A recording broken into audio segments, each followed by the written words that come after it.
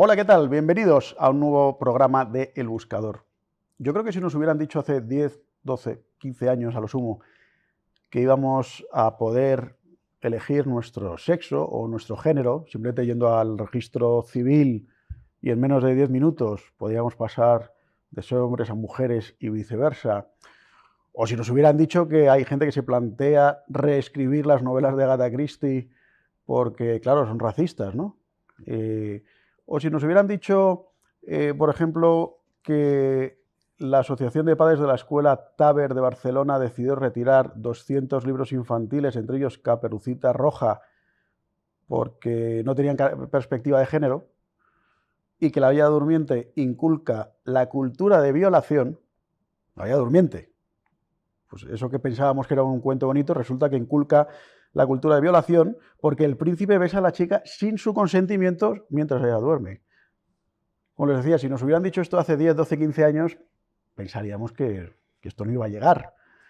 Pero ha llegado, está aquí para quedarse y además cuenta con el apoyo de grandísimos medios de comunicación, de plataformas tecnológicas, de gobiernos, de grandes multinacionales. En fin, y como ya saben ustedes que a nosotros nos gusta meternos en estos temas escabrosos que mucha gente no le gusta tratar por temores y estas cosas, pues vamos a hablar de esto hoy con una persona que es un gran conocedor de toda esta cultura que se ha dado en llamar la cultura woke. Don Francisco José Contreras, ¿cómo está? Pues muy bien, encantado de estar aquí. Muchas Gracias gracias. por la entrevista. Gracias por venir. Tenemos aquí su libro, Contra el totalitarismo blando, de don Francisco José Contreras.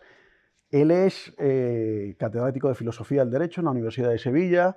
Actualmente también es diputado en el Congreso de los Diputados de España por el partido Vox y tiene además un montón de libros. Don Francisco, yo esto primero que he leído, es que no me resisto a leer algún ejemplo más porque son tremendos, ¿no?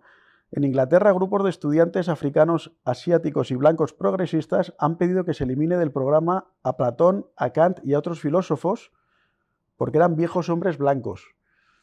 Claro, uno lee esto y dice, pues esto será broma. Pues no es broma, ¿no? Los estudiantes de las carísimas universidades de élite norteamericanas disponen de espacios seguros con almohadones, ositos de peluche y cuadernos de colorear en los que se pueden refugiar cada vez más raramente, va al campus un orador conservador, se pueden meter en esos espacios seguros. El orador conservador, por supuesto, tiene que ir protegido y escoltado por la policía porque si no le pueden apalear, ¿no? Bueno, estos son ejemplos que ha extraído Francisco José Contreras del imprescindible libro de Axel Kaiser, La Neoinquisición. Don Francisco José, ¿qué es lo que está pasando? ¿Qué es todo esto de la cultura woke, del progresismo? ¿Nos hemos vuelto locos? ¿O solo una parte de la población? Porque ahora además nos quieren hacer creer que los raros somos nosotros, los que defendemos, en fin, cosas que nos parece que son de sentido común. Pues no sé, una familia, una cierta estabilidad, cosas sensatas.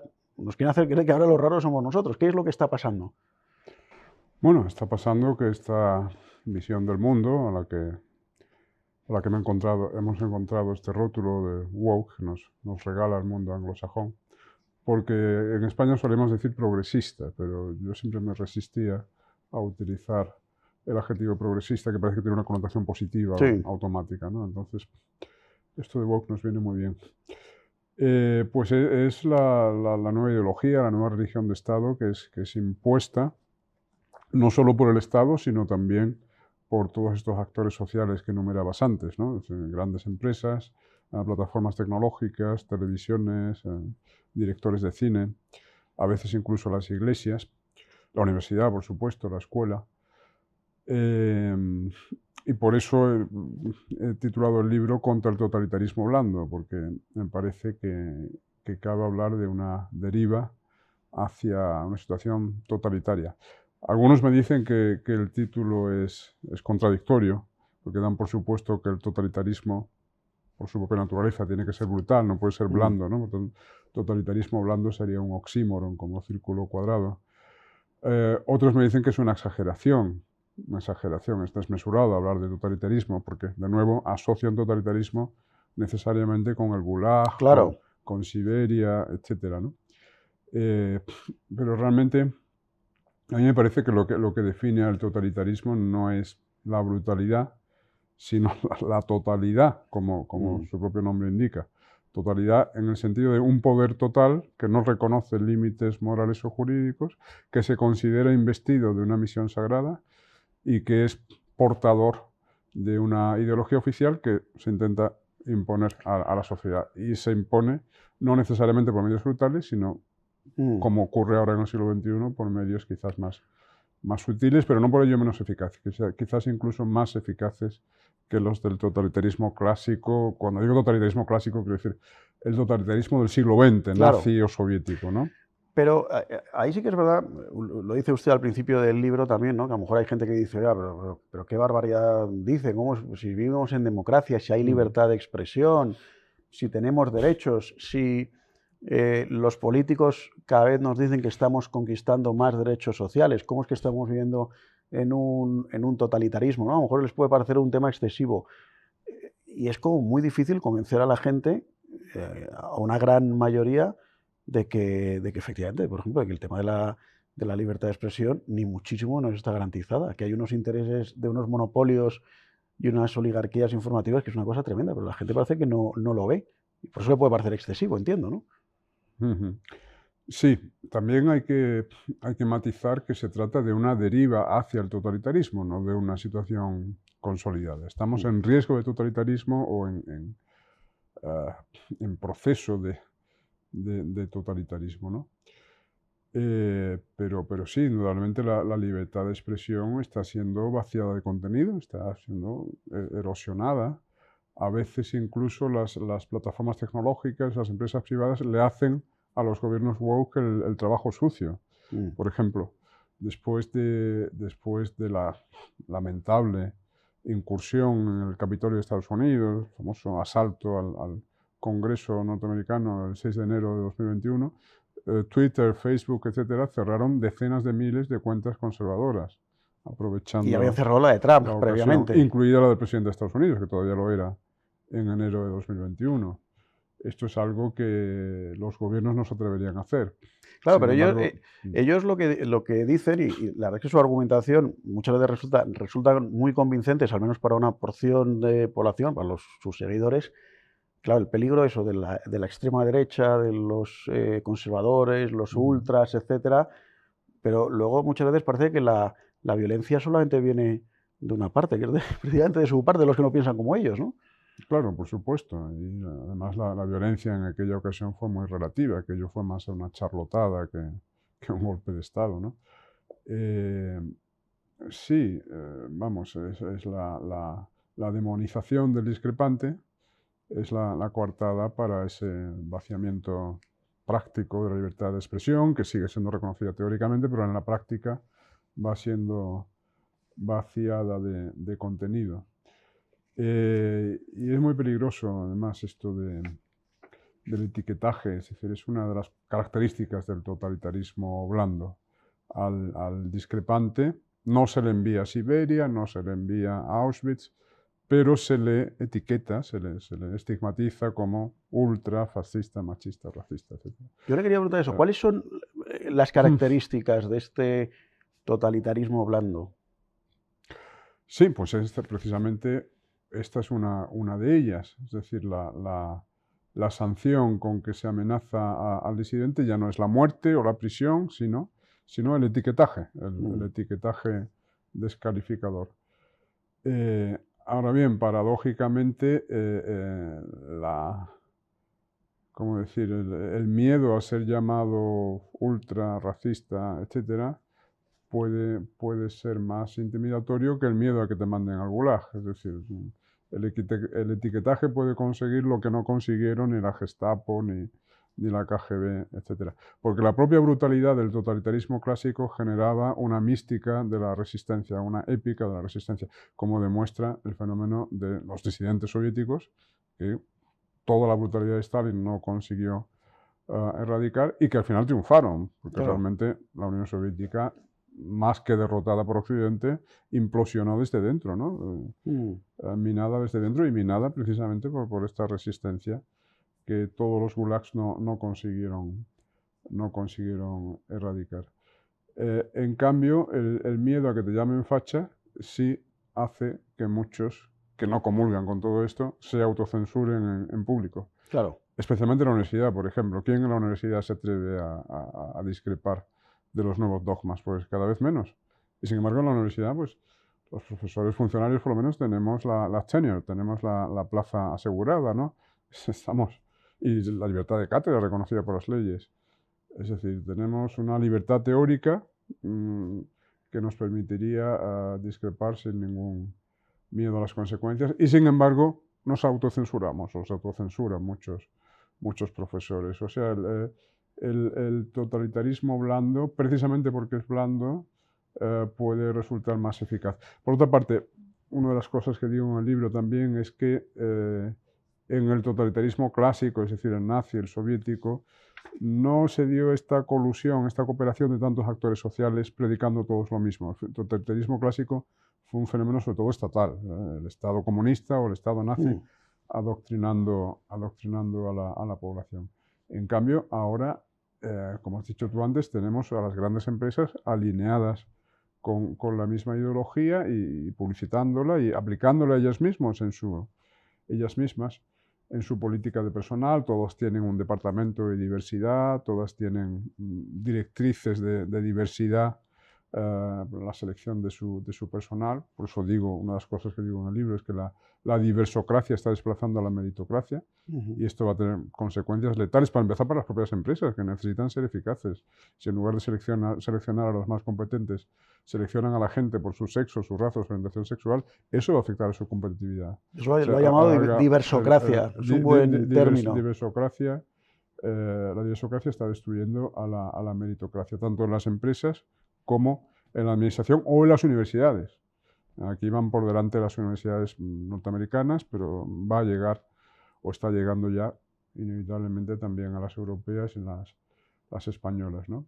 Esto significa que habrá cuotas raciales y de género, sobre todo en las facultades, las especialidades en las que se aprecia una disparidad de género mayor. Pues nada, por narices tiene que haber un 50% de mujeres en las facultades de ingeniería, por ejemplo, ¿no? Pero, ¿qué se buscan con esto al final? ¿Es un tema de control de la población, de eliminar absolutamente al disidente?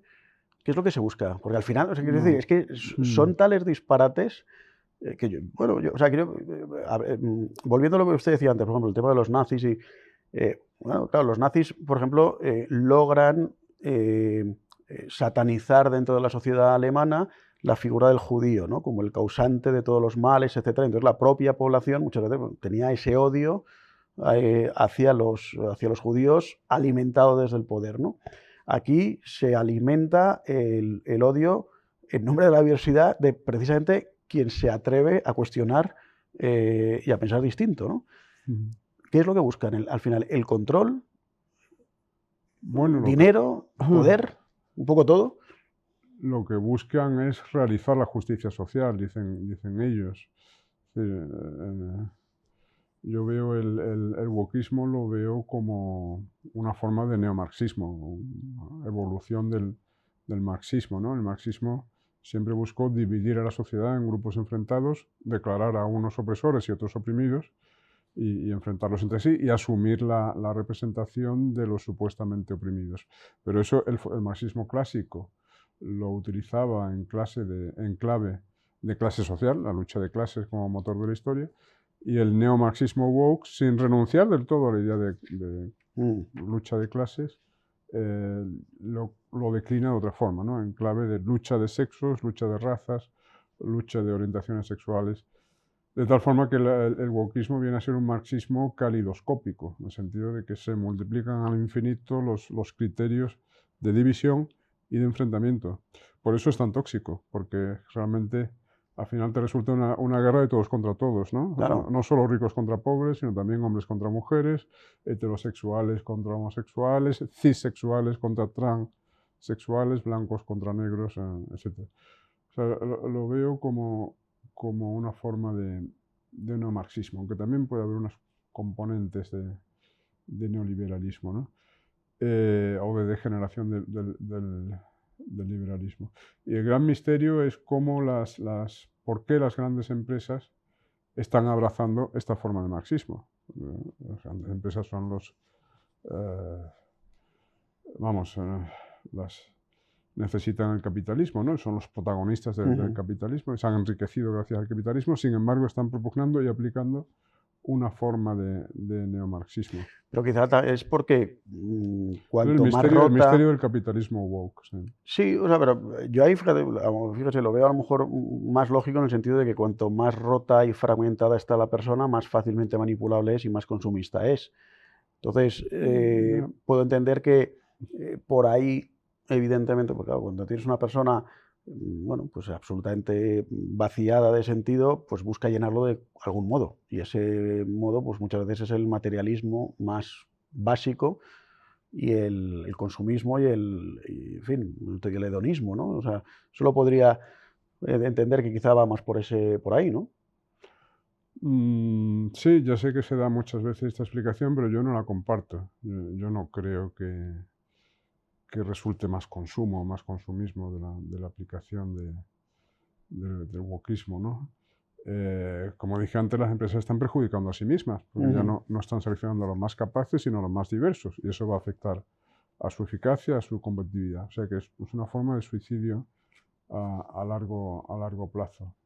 Por otra parte, al capitalismo le es consustancial la idea de meritocracia, la idea de Claro.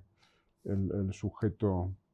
Lo importante es el individuo, en definitiva, ¿no? Y el individuo, aunque tenga orígenes humildes, la idea del self-made man, partiendo de orígenes humildes, uno, si tiene la capacidad de emprendimiento suficiente, la capacidad de trabajo y el olfato comercial suficiente, puede llegar a lo más alto. Bueno, pues el wokismo es la negación de todo esto, la negación de la meritocracia. La meritocracia la ve simplemente como la tapadera de la persistencia de la dominación de género, de raza, de orientación sexual.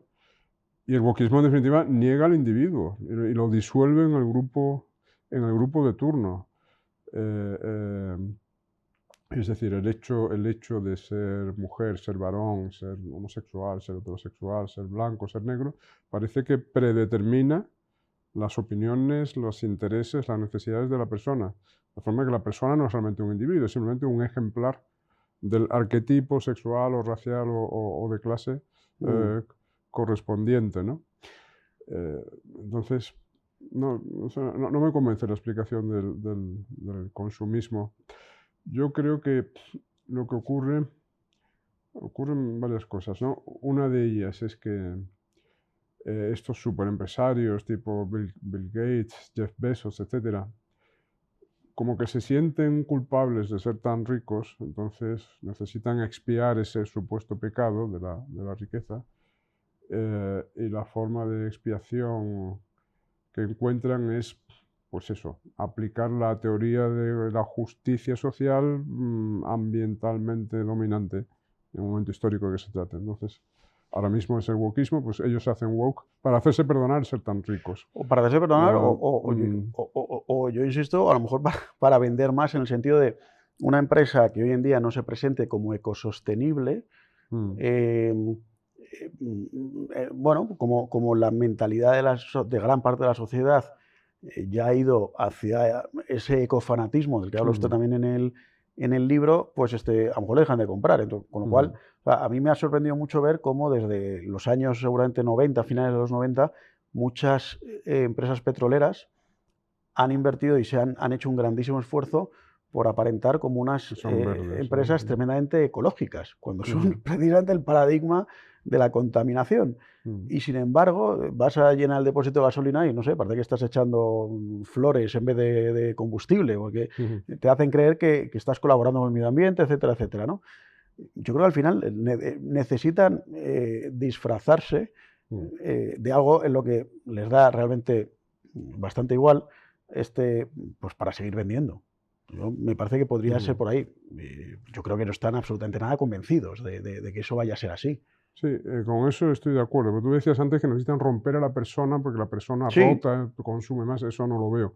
En cambio, eso tienes razón. Efectivamente, es como un postureo moral o exhibicionismo moral que hay que exhibir virtud, ¿no? Virtue signaling, lo llaman los anglos. Mirad qué bueno soy, mi producto es ecológico, mi producto es diverso, mi producto es feminista, por tanto tienes que comprarlo, porque al comprarlo no solo encuentras la gratificación material que te da el producto, sino la gratificación moral adicional de que estás cooperando con el bien. Eso sí, sí es así. Y además hay que llevarlo un poco al extremo, ¿no? Igual que, por ejemplo, en Corea del Norte, cuando muere el líder, si identifican que no has llorado lo suficiente o que si no has aplaudido lo suficiente cuando el líder habla, bueno, te mandan directamente a sus campos de concentración o de reeducación. Aquí, si no das prueba de ser lo suficientemente feminista, lo suficientemente tolerante, diverso, plural, etcétera, te someten también a un machaque importante, que es lo que comentaba usted antes también, ¿no? Eso es parte del wokismo. Claro. No sé si es Rod Dreher o en fin, alguno de los autores que cito en el libro, que dice que las empresas en el fondo no tienen ideología, se arriman en cada momento histórico a la ideología dominante, a los valores dominantes. En los años 50 la publicidad de los productos, ¿qué utilizaba? Pues utilizaba la familia numerosa, la familia unida, la mujer en su rol tradicional de Cuidaba ama de casa, es lo que se ve amorosamente. en los anuncios de tal, ¿no? Los anuncios de los años 50. La familia estable y el patriotismo. Es decir, la bandera, el país, etc. ¿no? Ahora los valores dominantes, desgraciadamente, son los valores woke, por tanto las empresas para legitimarse moralmente se arriman a esos valores. Puede ser que los superempresarios, ya digo, en parte influidos por este complejo de culpa, absurdo, porque se han conseguido su riqueza legítimamente vendiendo productos que la gente desea, no tendrían por qué sentirse culpables, pero influidos por la mentalidad anticapitalista dominante, pues tienen un problema de culpa y consideran que tal, como que tienen que compensar a la sociedad o por, no sé cómo decir, para hacerse perdonar su excesivo enriquecimiento. Por otra parte, hay eso lo dice Vivek Ramaswamy en un libro que no comento en este porque lo he leído después, sobre el capitalismo woke. Dice algo muy interesante y es que, ¿cómo decir? Las raíces del capitalismo woke se remontan a los años 70, donde hubo una polémica entre dos visiones del capitalismo y dos economistas. Uno de ellos era Milton Friedman, el padre de la escuela de Chicago, ¿no? Y Milton Friedman lo que decía es que las empresas, su obligación es ganar dinero y maximizar el beneficio de sus accionistas, y esa es su forma de servir a la sociedad.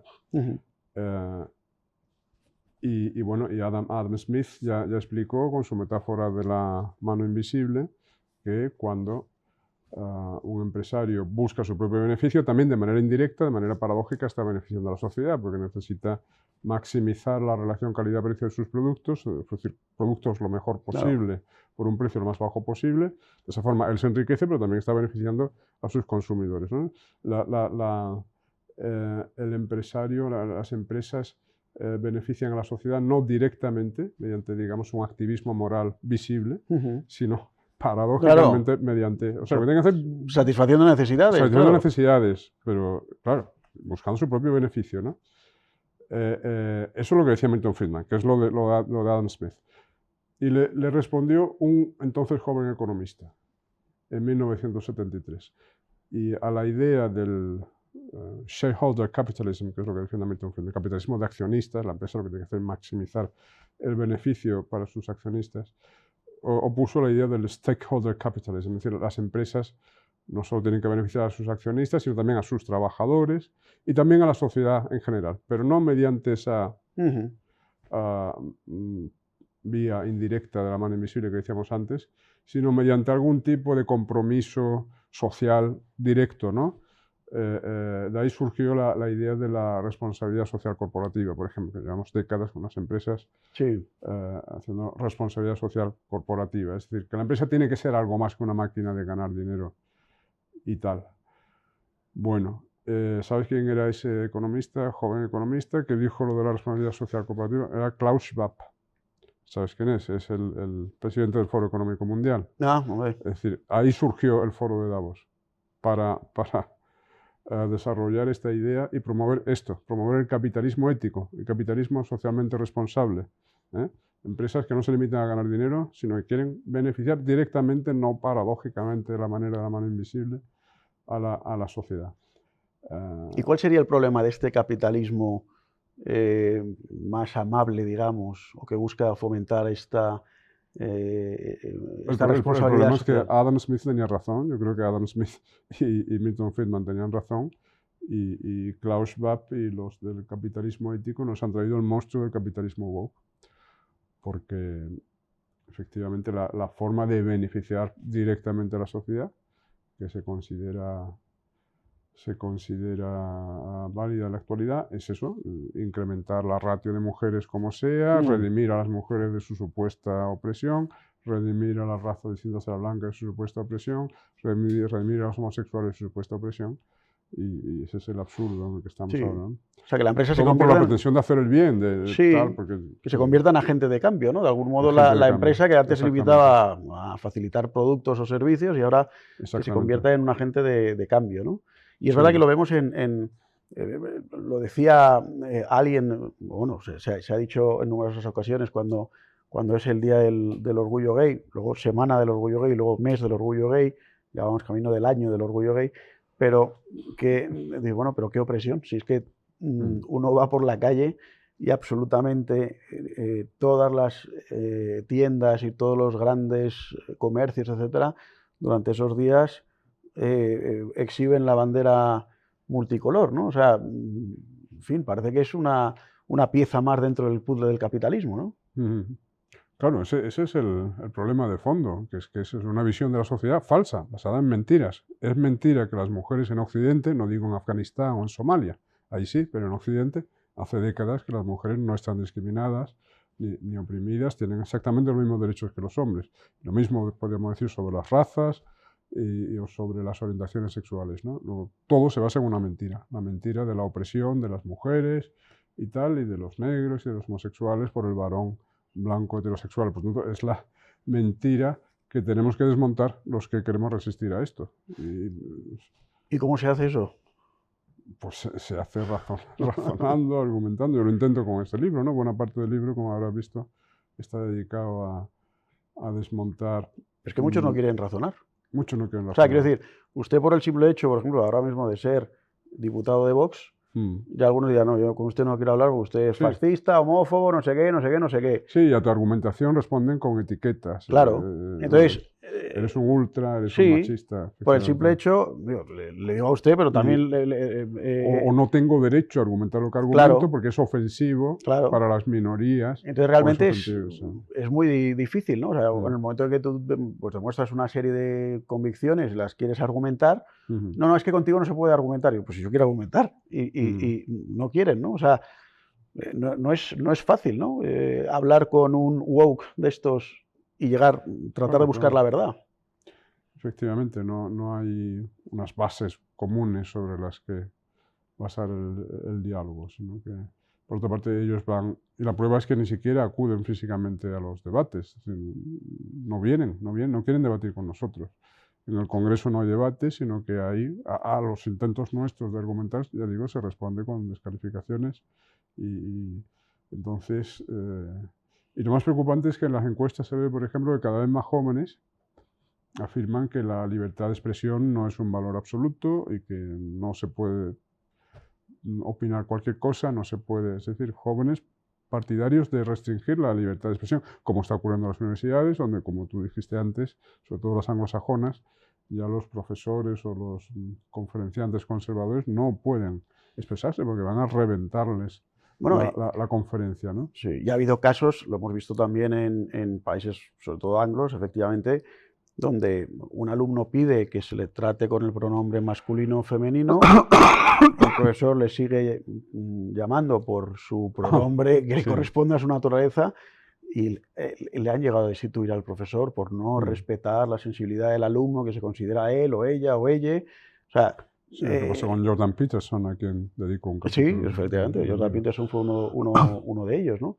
Entonces, bueno, en fin, quiero decir que es complicado debatir con estas personas porque ellos, yo tengo la impresión, y me parece que a nuestros espectadores les habrá pasado lo mismo, porque si están viendo este tipo de programas, evidentemente porque buscan este tipo de respuestas, porque lo ven pues en su casa, en su familia, en la oficina, en el colegio, en la universidad, como directamente, no, es que si tú piensas así, es que no quiero debatir contigo, porque claro, tú eres esto, esto, esto y esto, ¿no? Y eso te lo dice el tolerante, el que se supone que tolera todo, y al final no tolera prácticamente nada. Por eso, bueno, dice usted una cosa que es interesante, dice, existe una potente derecha intelectual, solo falta que la derecha sociológica se decida de una vez a leerla. Me imagino que este es uno de los caminos o de las vías que tenemos que hacer. Primero, formarse uno mismo para aprender de esta potente derecha intelectual y poder después combatir con argumentos, ¿no? Efectivamente, para poder resistirse a la ideología ambiental impuesta por el Estado y por las grandes empresas, por las televisiones, etcétera, uno tiene que formarse, tiene que conocer los argumentos que se pueden oponer y eso es posible todavía, no sabemos por cuánto tiempo, pero y hay grandes intelectuales argumentando sobre esto, etcétera. Lo que hay que hacer es leerles, claro. Y quizás la derecha sociológica pues no está muy acostumbrada a esto, ¿no? A la lectura y entonces sí, ¿Quién nos recomienda es usted así de esta potente derecha intelectual? ¿Quién nos recomienda usted? Por supuesto, además de su libro, que yo ciertamente lo recomiendo. Es un libro de libros, porque claro. voy comentando libros que han escrito otros. Claro, pero Entonces, díganos una serie de autores que ha dicho, por ejemplo, a Rob Dreher antes. Rob Dreher, sí.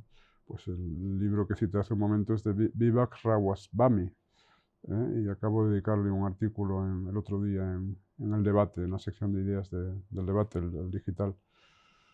Pues qué sé yo, Jordan Peterson, por ejemplo, una gran referencia, ¿no? Axel Kaiser, Agustín Laje, también le cita a ustedes aquí. Agustín Laje, Roger Scruton,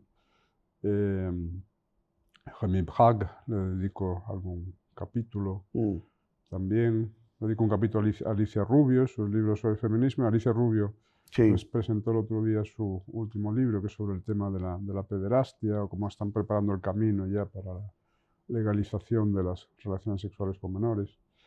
En fin, hay muchos, ¿no?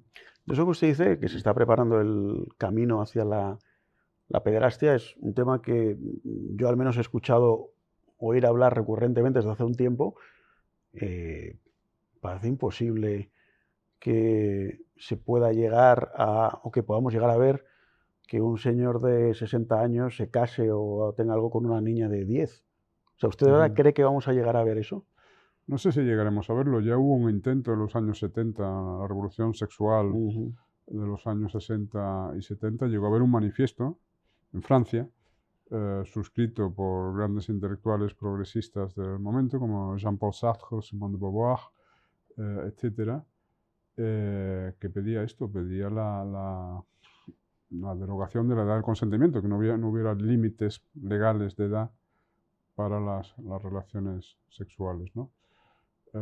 Eso en su momento quedó ahí, es decir, seguramente fue demasiado rápido, de ahí la sociedad reaccionó a tiempo, pero démonos cuenta que todos los cambios sociales, morales que hemos vivido desde hace medio siglo van siempre en la dirección de más y más libertad sexual. De cierto modo, se puede resumir todo diciendo que hemos sacrificado todo lo demás, la natalidad, la estabilidad familiar, el matrimonio, todo lo hemos sacrificado a la absolutización de la libertad sexual, ¿no? Y la última barrera que queda para la libertad sexual absoluta es precisamente esto, lo de los menores.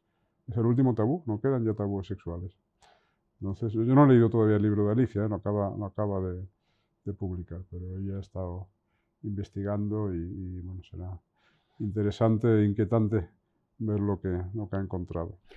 Y de nuevo, ¿qué se puede hacer unos padres que nos estén viendo? Hombre, evidentemente en un entorno familiar eso se podrá proteger mucho más, pero claro, es que hoy en día el pero cuidado, las leyes ideológicas woke, todas llevan varios artículos sobre educación Claro. La ley de solo sí es sí, la reforma de la ley del aborto, la ley trans, todas las leyes sobre igualdad, sobre violencia de género, todas ellas incluyen 3 o 4 artículos sobre educación, las de memoria democrática también, artículos que ordenan la inclusión en los programas escolares de contenidos sobre estos asuntos, ¿no? Vistos desde la óptica de... Claro. Sí, el otro día decía una secretaria de Estado que para qué estudiar raíces cuadradas, Sí, que era mucho más interesante sí, hablando de estudiar... secretario de Estado, me decía si llegaremos a esta aberración de la legalización de la pedofilia y tal. Bueno, la ministra de Igualdad lo ha dicho 2 veces, ¿no? Lo ha dicho 2 veces, que los niños tienen derecho a Ah, bueno, relaciones sí. sexuales. Sí, por supuesto. ¿Cómo es posible que una visión de la sociedad tan manifiestamente falsa, como es la woke, todo esto de que los hombres oprimen a las mujeres, los blancos a los negros y tal, tiene éxito, es creída por tanta gente? ¿Ya? Pero ¿A porque ti qué tiene te que haber parece? habido quiero decir, se tiene que haber laminado absolutamente una serie de principios previos, Mm, porque es verdad que sorprende la falta de consistencia a la hora y la falta de lógica, de la lógica más básica. mm, Es decir, que una persona pueda decidir libremente. Últimamente han salido, por ejemplo, en redes sociales muchos hombres que incluso han ido grabándose al registro civil y explicando su proceso para convertirse en mujeres. Hemos visto también, por ejemplo, incluso que en prisiones ha habido una pequeña avalancha de prisioneros que han pedido el cambio de sexo para ser destinados a módulos de mujeres, y mm. entre ellos algunos que estaban en la cárcel precisamente por delitos sexuales.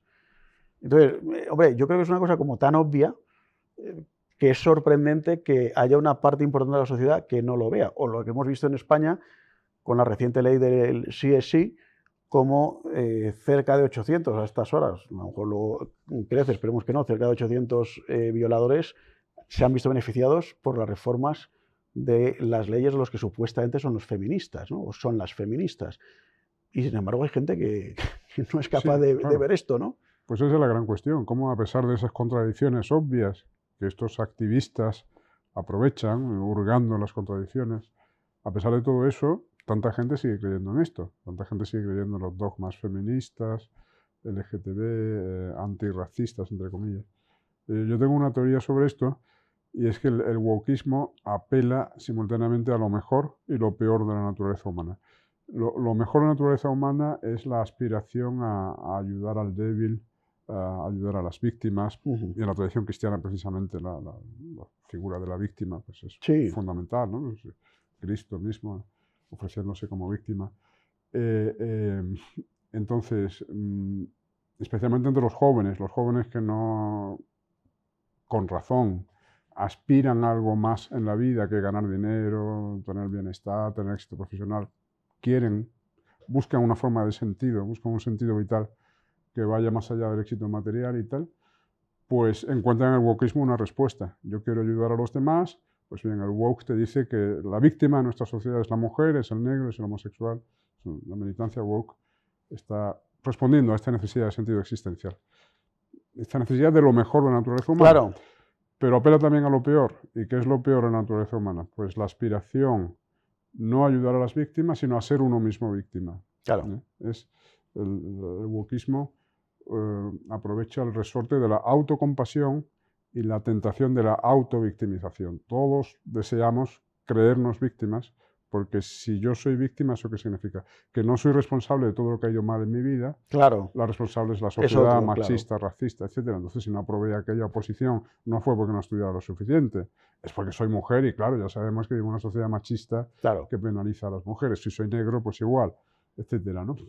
Entonces, si la culpa de tus problemas no la tienes tú, sino la sociedad, entonces es la sociedad la que tiene que cambiar. No tienes que cambiarte a ti mismo. Y claro, me parece que es más cómodo exigirle a la sociedad que cambie que reformarse o mejorar uno mismo, ¿no? sin duda. Y cuando uno cree que la culpa siempre es de los demás, es verdad que se revela en el momento que le dices, oye, ¿y tú por qué no haces algo más? O tú no hay algo que puedas cambiar, ¿no? Es algo que se revela. En fin, don Francisco José, se nos acaba el tiempo. Yo he disfrutado mucho con todo lo que hemos ido hablando. Podríamos hablar de muchísimos temas más porque, bueno, pues aquí hay feminismo, el ecofanatismo, bueno, en fin, aquí yo por eso les recomiendo este libro de Francisco José Contreras, Contra el totalitarismo blando. Aquí van a encontrar un montón de referencias y además me quedo también con lo que nos ha dicho antes nuestro invitado, de que hay una derecha intelectualmente muy sólida, pero que si queremos salir a lo mejor de nuestro grado de estupor, de ver lo que está pasando, pues necesitamos formarnos, necesitamos cargarnos de argumentos para entender lo que está pasando. Y creo que este libro, como les digo, como todos los que ha escrito don Francisco José, pueden ser una estupenda herramienta para ello. Don Francisco, muchísimas gracias por su visita aquí a Creo TV y esperamos poder contar con usted en el futuro. Claro, cuando queráis. Gracias a vosotros. Gracias. Y gracias a todos ustedes. Les espero aquí, como siempre, en el próximo programa de El Buscador.